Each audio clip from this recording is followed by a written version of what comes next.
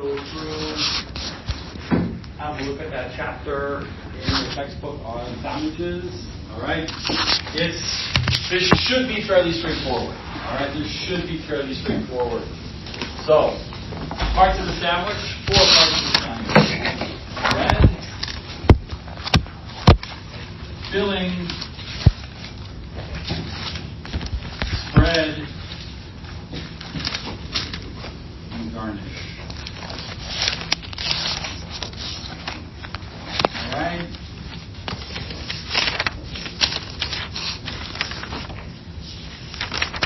So bread can be a tortilla, can be a baguette, can be naan bread, right?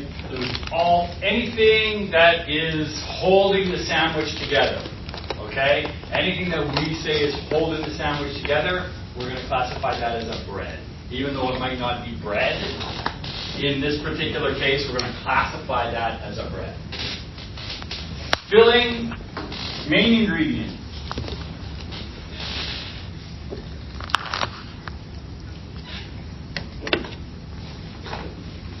So, roast beef sandwich, turkey and bacon sandwich, tuna sandwich, whatever the main ingredient, whatever we're selling, right? Whatever we're selling, that's what the filling is. Spread.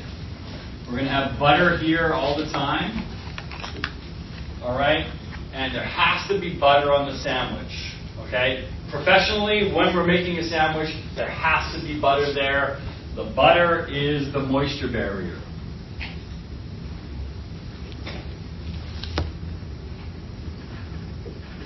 All right? It's protecting the sandwich from the fillings and garnish, okay?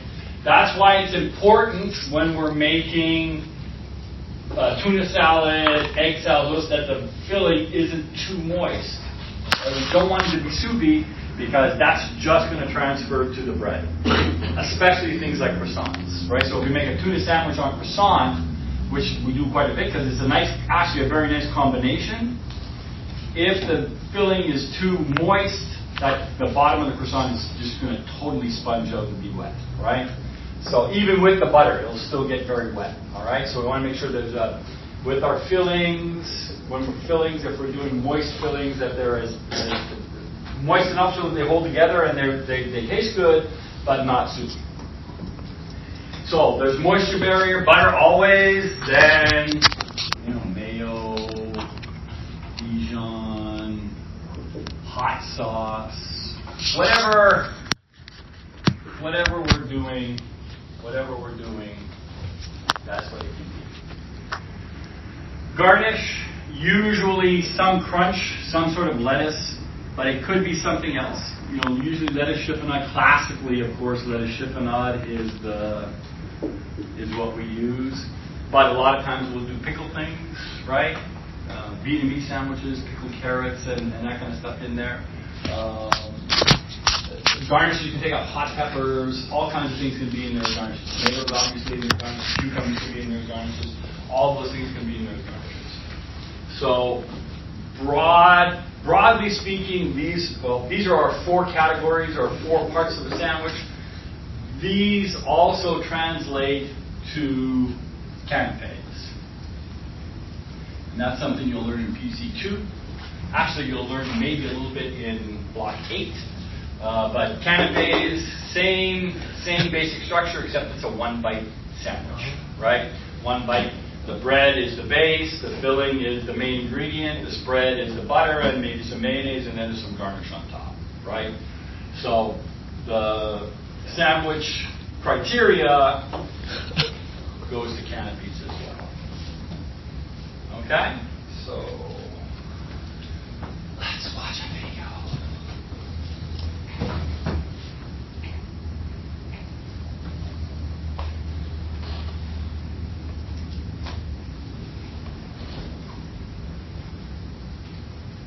Sandwiches have been a part of many different cuisines. The name is said to have come from John Montagu, a British statesman who was the 4th Earl of Sandwich. He commanded his chefs to bring him cut meats, layered between 2 slices of bread, so he could feed himself with one hand while continuing his card game with the other hand. To create consistent, well-crafted sandwiches, it is essential to use properly portioned, quality ingredients. There are 4 basic components to a sandwich: the bread, the spread, the main ingredient or filling, and internal garnishes. Each of the components should complement each other, creating a flavorful sandwich. Bread is the structure that holds the other ingredients. Typically, sandwiches are known for yeast breads as well as wrappers, such as tortillas. Spreads are the protection keeping moisture from penetrating the bread, as well as the adhesive that hold the filling and garnishes to the bread. Basic examples include mayonnaises, compound butters, prepared mustards, and spreadable cheeses. Fillings are the main focus of the sandwich. Once the filling is determined, you can begin to build the other components to accompany the sandwich. Main components usually include items such as roasted or cured meats, seafood, and vegetables. A variety of sliced cheeses or hot items such as burgers, steaks, and sausages can also be used. Prepared salads such as egg, tuna, and chicken are also popular fillings. Garnishes are part of the overall structure, adding important flavor elements, texture, and color to a sandwich. Examples include lettuce, tomato, sliced onions, pickles, roasted peppers, caramelized onions, or microgreens. There are 6 types of sandwiches: simple, consisting of 2 slices of bread, with a filling, spread, and sometimes garnish. Multi-layer, such as the traditional club sandwich, having several layers of bread, fillings, and garnishes. Open-faced, using a single slice of bread, topped with a spread, filling, and garnish. Roll sandwiches, which substitute a roll for the bread. Pocket, using yeast flatbreads that create an air pocket in the center, which can be stuffed with fillings, spreads, and garnishes. And wraps, using flexible flatbreads from many different ethnic cultures, like tortillas or lavash. Sandwich production is most often a cold preparation and requires strict adherence to safe and sanitary food handling guidelines. To make a turkey bacon wrap with herb-infused mayonnaise using a flour tortilla, you will need a 12-inch flour tortilla, romaine lettuce, sliced tomatoes, cooked crisp bacon, thin sliced turkey breast, thin sliced Swiss cheese, fresh herb mayonnaise, pepper, a clean and sanitized cutting board, a serrated knife, and an offset spatula. To begin, warm the tortilla over a medium-low flame, turning to heat both sides. This will make the tortilla more flexible for rolling. Place it on the cutting board and allow it to cool slightly. Then, spread with a thin layer of mayonnaise, going all the way to the opposite end of the tortilla.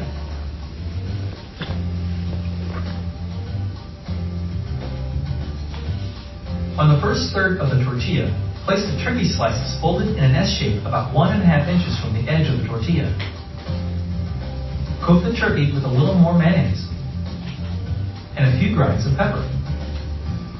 Next, place the bacon evenly on top of the turkey and place slices of Swiss cheese folded in half on top of that. Then add tomato slices and romaine.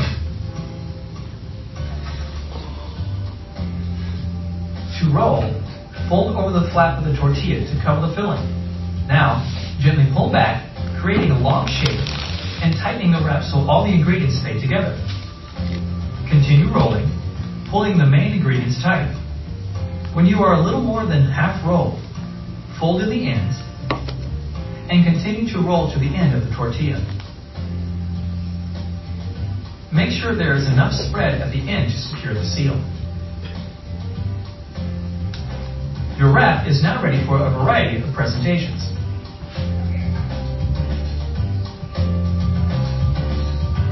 Okay, so they kind of just did one sandwich production there. It's like, what I want you to come back to here.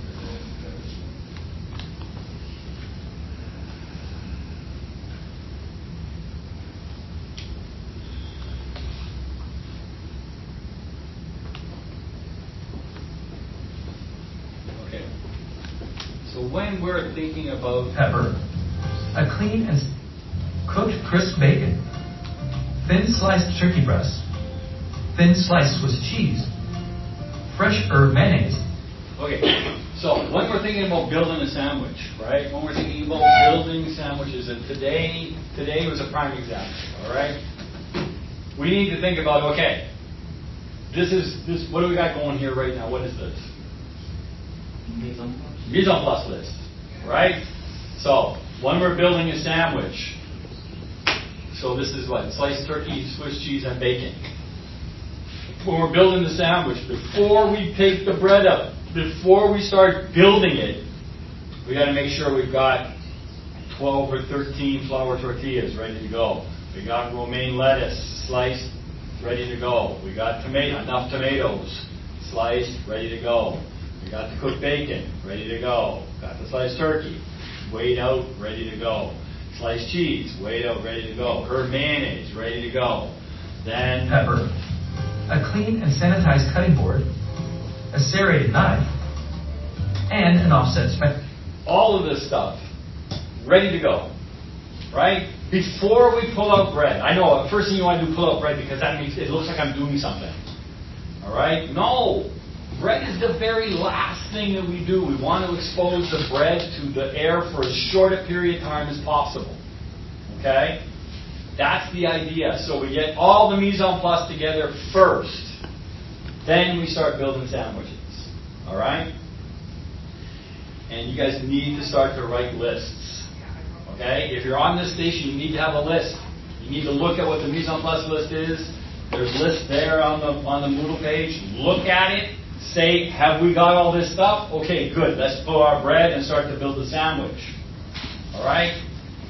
Cutting and then trying to figure it all out as we're on the fly. Not how this works. Okay? Sandwich production is all about planning and mise en place. All right? It's all about planning and mise en place.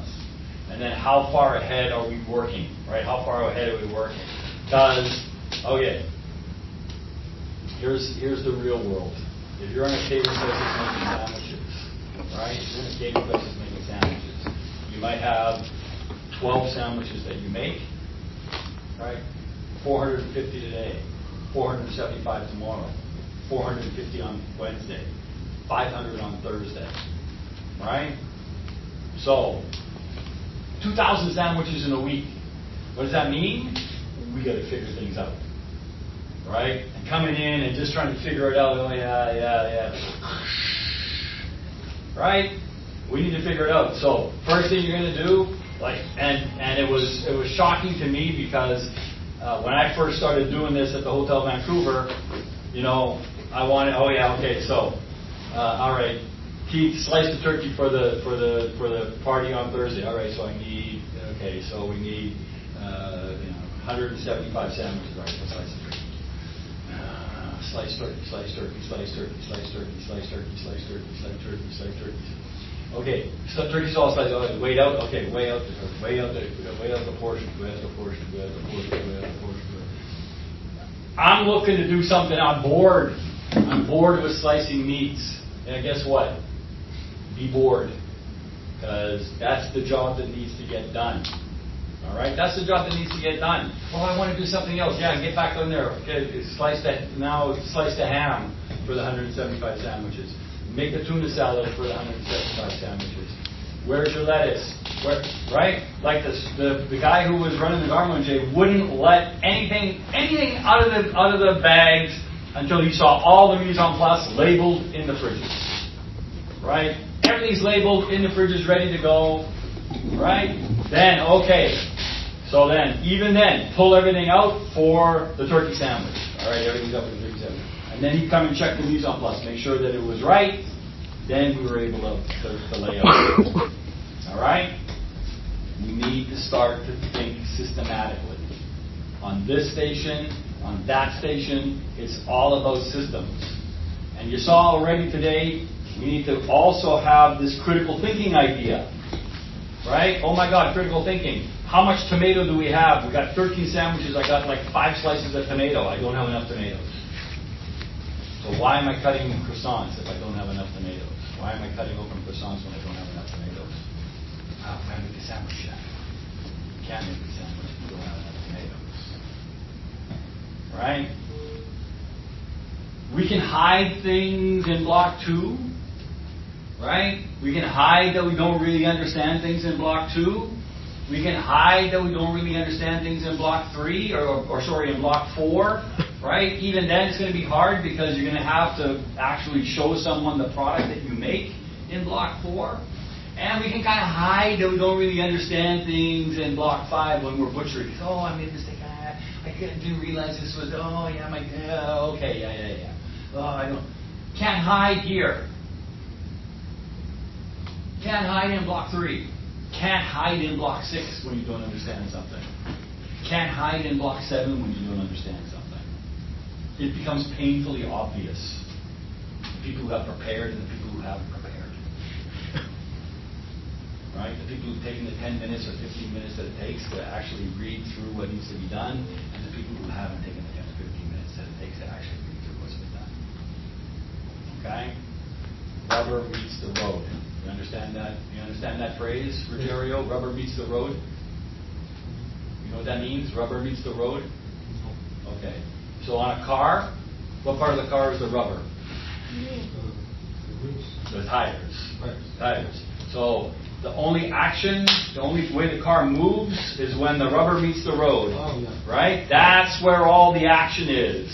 Some action up in the motor too. But all the action is right where the rubber meets the road. This is where the action is. On 2 stations in this place, that's where the action is. Breakfast line, sandwich station. Other 2, we still got to figure out how to get some volume in those places. But breakfast line, sandwich station, if you don't know what's happening, it becomes painfully obvious really quick. Okay? And then everybody wants to just stand around. That's the next thing. Standing around doesn't do anything, right? When I say we need to slice more tomatoes, when 4 or 5 of you are all just standing there, and no one's getting tomatoes, right? We need to slice more tomatoes. We need more tomatoes. We need more tomatoes. We need more tomatoes. I'm going to be polite because you're paying me, right? When it's the other way around and I'm paying you, I'm going to be less polite. Right? Get the tomatoes. So, listen. Month 3. You need to start to take the lessons that you've learned in block 1 around systematic approach, the stuff that you've fallen short of here in this class around systematic approach, and start to put that in place moving forward. Okay? Everybody? Hear what I'm talking about right now. Because none of you are that good. Not one person in this class is that good that they can walk in here and not be prepared, and not spend at least 15 minutes or 10 minutes looking at what they need to do today. If you walk in here, into a class, if you walk into block 4 next week without having read the recipes and really figured out what you're going to be doing, I guarantee you it's going to be a very difficult month for you. Guaranteed. Okay? I'm guaranteeing that. And then you're going to come and say, oh, I don't know why the instructor in block 4 is such a hard ass all the time. I mean, we're just learning. Why is he being so difficult? Because he's asked you, she has asked you to look at the recipes. He's going to tell you what you're going to be doing the entire month. Right? You're going to know, first week, what you're going to be doing the entire month. Be prepared. This class is bad at preparation. Okay, everybody? You need to be better prepared when you walk into your classroom. It's just cooking. I see my mom do it all the time. It can't be that hard. It's not that hard, but you need to have a certain mindset. And see, I grew up in a time where kitchens were run through fear and intimidation. Right? Chris, nowadays, what do we call that? Bullying. That's exactly what they call it. In today's language, it's called bullying. But when I was an apprentice, that's how I got treated. So you understand some of the culture that is coming from, right? Some of the culture that is coming from. But the one thing that it did teach me was, when I walk in here, I better know exactly what's going on the menu. I better know exactly what my responsibilities are. Because if I don't, that 350-pound Italian guy's going to be throwing shit around in the kitchen and yelling and screaming at me. It did teach me that.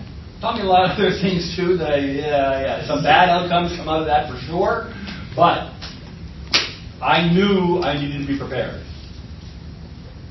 Nowadays, what they do is you don't make it past the 3 months, right? Nowadays, if you come in 3 or 4 times, unprepared, yeah. How come I've only got one shift next week for 4 hours, chef? Oh, I don't know. It's not very busy right now.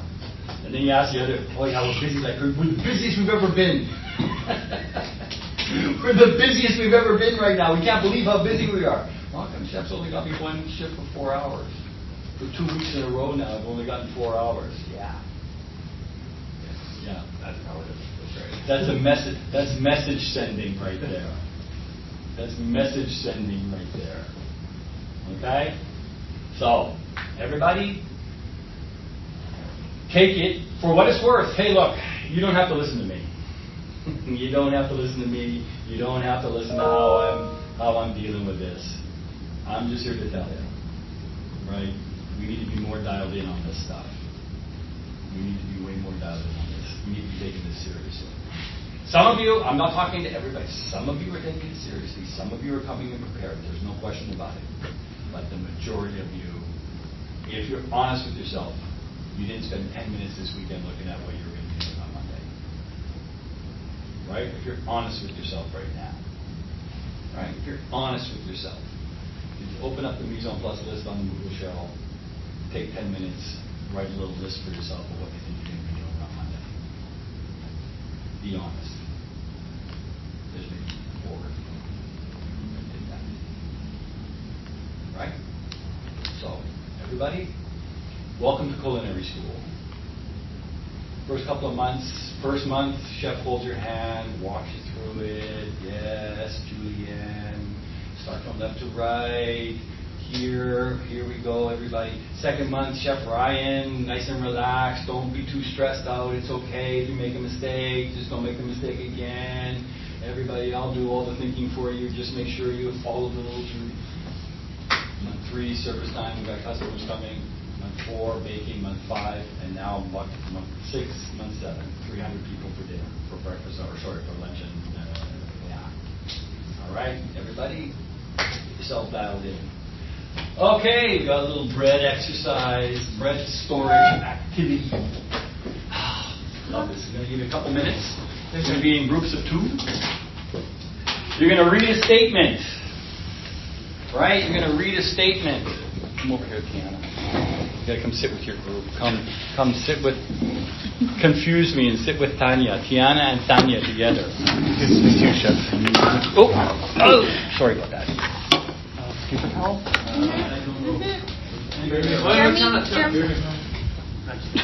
I'm so sorry. I do it a lot. I apologize. Maybe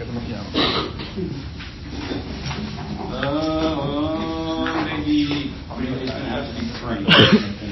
No, that's okay. Don't read it. We'll do it. All right. So you're going to read the statements, right? In pairs, read the statements, discuss the statements, put a tick. Put a tick beside the statements you think are true. All right? Put a tick beside the statements you think are true. Is there stuff on the back side? Okay.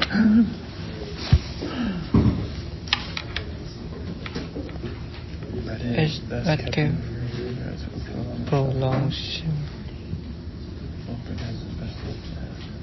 So it says discuss, right? That means talking. So, Right? It means Prolongation. do you think this one's right? Yeah, it's true, right? Yeah, you should, right? The fridge or the freezer? All bread has a special additive that helps it stay fresh for No. 4 days? No? No, yeah. No, it's a fresh line, right?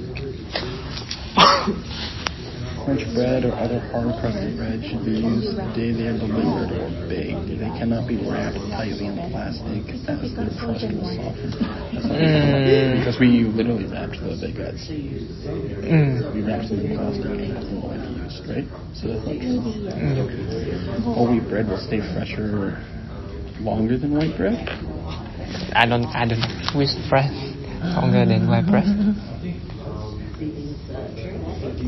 Daily delivery is best possible way ahead of bread. Bread stales very quickly. Daily bread has almost lost most of its freshness. Yes, no. I don't know. Something that I have no idea, man.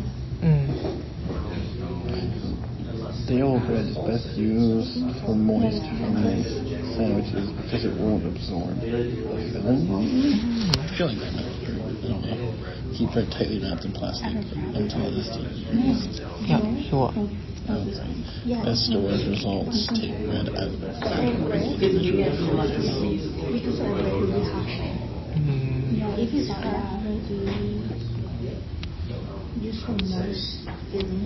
Bread must be kept for more than 1 day. It can be frozen. Frozen bread without unwrapping as a carefully will stale the bread. Once bread is buttered, the butter will prevent it from going stale. No. If stale bread must be used, it can be toasted with limited loss in quality. Once bread is toasted, it will keep throughout the days. Dude, some of this is true.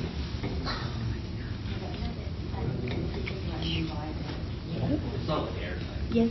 Keep bread. I know we should unwrap it. Frozen bread without unwrapping. I think we should unwrap it, otherwise the moist will be in there. No, because they bring it down. Yeah, if you look in the freezer downstairs, there's literally a bunch of baguettes that are wrapped in the freezer. Like we thought the frozen bread without unwrapping doesn't fine. This one too, no?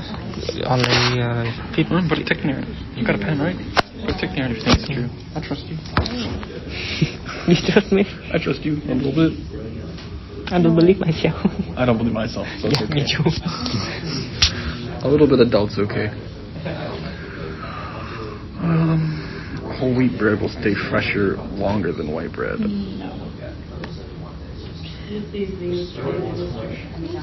No.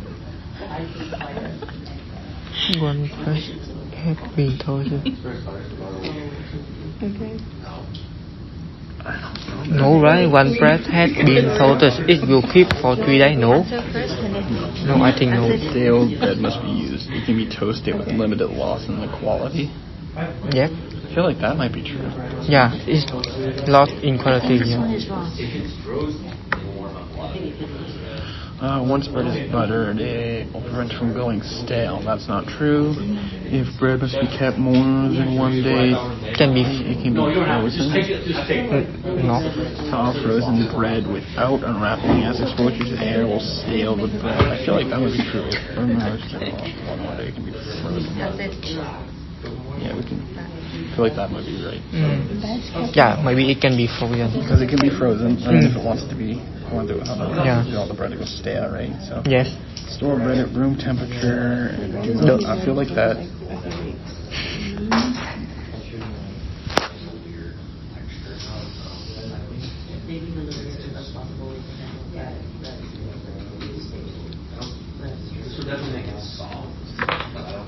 So, yes. The sun. Oh. No. Wait. I mean, like, you usually put it in the freezer. Yeah.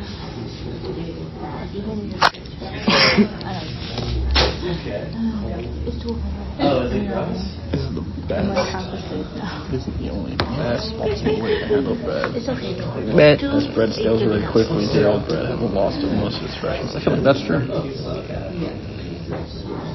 Because it would be the best possible way to handle it if you use fresh bread every day.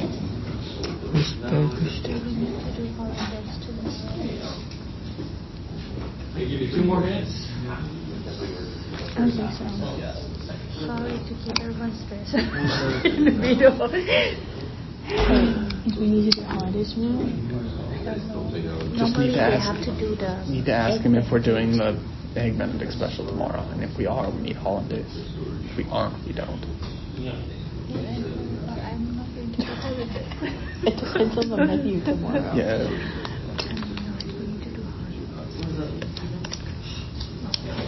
Customer will eat mayo instead of mayonnaise.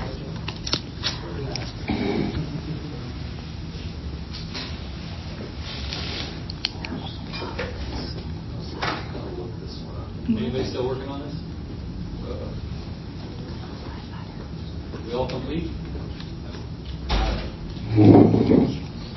Okay, first one. Bread is best kept in the refrigerator as it will prolong shelf life. True? True? True? True? True? False. False. False. False. We're not going to store bread in the refrigerator. You can store bread in the refrigerator at home if you want to, but in a professional kitchen, we're not going to store it in the refrigerator. That's only, we'll get to it, yeah? No bread in the fridge. The freezer only? Only freezer. All bread has a special additive that helps it stay fresh for 4 days. Anybody? Anybody true? Anybody true? Yeah, it doesn't. There's no such thing. French bread or other hard crusted bread should be used the day they are delivered or baked. They cannot be wrapped tightly in plastic as their crust will soften. True? True? Anybody? True? That is absolutely true. No. Absolutely true. All right. So we can't wrap it and oh yeah, it's okay, it's wrapped up, it's okay, the crust is going to soften. Whole wheat bread will stay fresher than white bread. Anybody? True? Yeah, not true. Not true. Daily delivery is the best possible way to handle bread. Bread stales very quickly. Day-old bread has lost most of its freshness. True. True. Absolutely true. That is absolutely true. Day-old bread is best used for moist filling sandwiches because it won't absorb the filling as easily. True. Day-old bread we don't want to really use. We don't really want to use day-old bread. Keep bread tightly wrapped in plastic until it is to be used. True. True. True. Absolutely true. We want to keep it exposed to air for as short a time as possible. For best results, take bread out of the wrapper and individually freeze. Not true. Store bread at room temperature. Do not refrigerate. True. True. Anybody? True. True. True. True. True. True. If bread must be kept for more than 1 day, it can be frozen. Thaw bread without unwrapping as exposure to air will stale the bread. True. True. That is true statement. Once bread is buttered, the butter will prevent it from going stale. False. False. That is a false statement. If day-old bread must be used, it can be toasted with limited loss of quality. True. So if we do have day-old bread, it can go to breakfast line. You can go to the breakfast line and use it as toast, right? Because the toasting is going to once we kind of crisp it up, it'll be okay. All right. Once bread has been toasted, it will keep for 3 days. Yeah, maybe, but it won't be very nice. And microwaving day-old bread for 15 seconds will restore its freshness. Microwaves are magic, but they're not that magic. That is false. All right? Yeah, that is false. Okay? The only trepidation I've got with this whole exercise is these false statements that you guys think are true statements. You wander down the oh no, that's true. I did an exercise in block 3 around bread. It said it was true. Oh yeah. Had an instructor come back at me one time. What's going on? Oh yeah. No. Not that. Not what they said it was. Okay, so we're gonna go downstairs. We're gonna do some mise en place. We got lots of mise en place to do. We got breakfast. Has to do some setup for tomorrow. And sandwich group, we're going to start slicing meats. All right? Slicing and weighing out meats. Okay? We need to figure out what we're going to be doing, how we're going to be doing it. Don't do anything until I get down there, sandwich group. I've got a list. I've made lists